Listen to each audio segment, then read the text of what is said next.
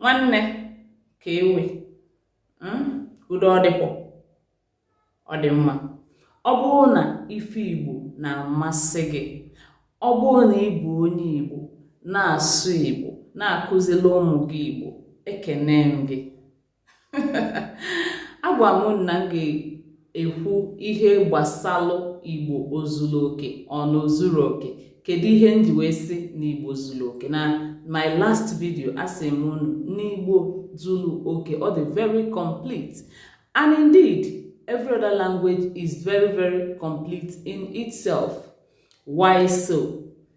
Language is culture dependent.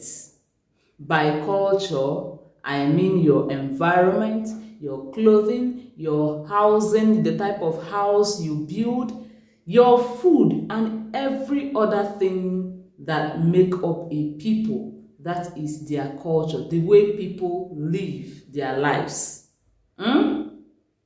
That is what language is dependent on. Onwe ha asụsụ na-anọkọta n'ọbụla asụsụ ma nwere environment or culture o si ya wee pupute. Therefore, ihe niile ị na-afụ na gburugburu gị, the original to your culture, ihe niile the original to your culture has a name in your language. The only thing ị ga-ekwu bụ ọ bụrụ na ọ bụrụ from that culture ka that thing si, ka that thing originate from.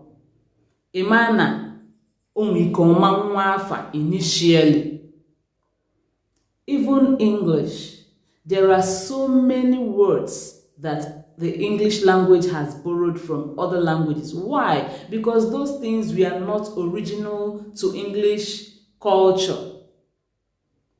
Etu ahụ ka ọ dị asụsụ Igbo. O nwere ọtụtụ ihe anyị na-eme expect ekwesịrị ime ihe a na-akpọ nke a n'Igbo, ekwesịrị ime ihe a na-akpọ nke a. Ngwagwa m, kedu ihe a na-akpọ ihe a n'Igbo?